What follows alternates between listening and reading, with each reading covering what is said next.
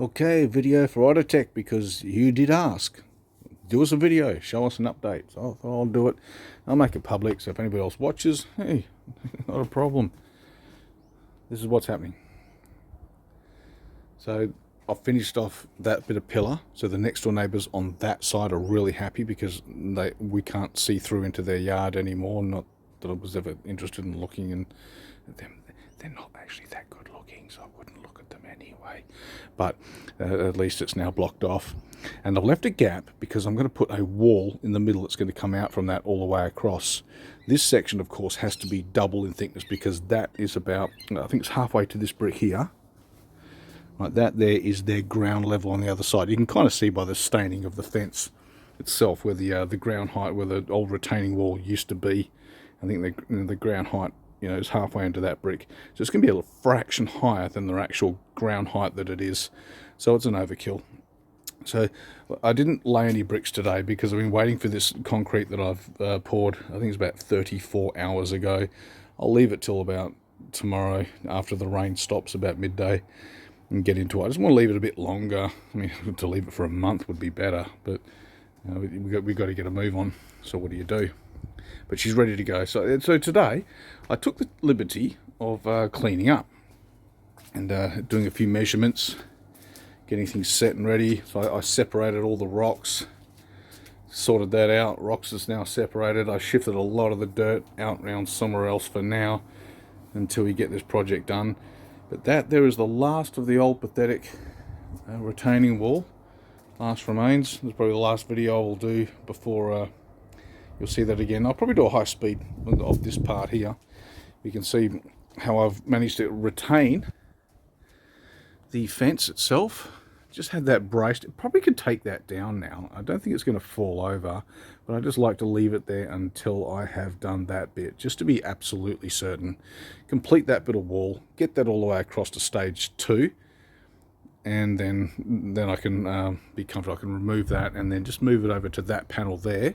Another brace that I've already got plans to. You can see I'll hook that up to that one. That one's not going to be an issue, obviously, because of this wall here. It will never be an issue. But this gimbal is not playing ball here. But that's where I'm at.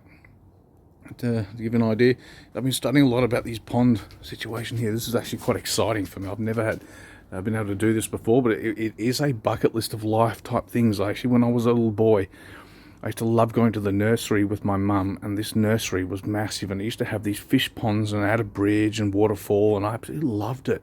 And when I was a kid, I set a goal that one day I would have a waterfall with a pond and a bridge over it. I always wanted to do that. So that was like 40 odd years ago I set that goal, so I'm going to achieve it because I finally got the opportunity to do so.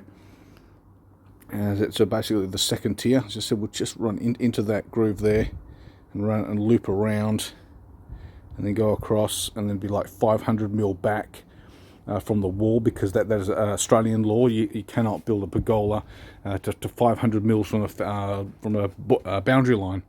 So that's not a problem. We can actually set that wall back 500 mil, reposition that pillar and raise it up, get rid of the rotted section and increase the height of it, and solve that problem. Because you can see it looks really tatty and awful and it needs redoing and repainting and all that stuff. So we'll do that, but one step at a time. Let's get the foundation in place, and then I'll put like a 500 mil wall all the way across, and it'll be a planter box with plants all the way across, which will then lead into the tea garden in here.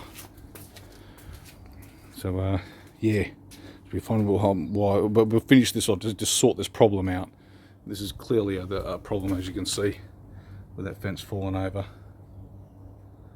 So yeah, finished all this.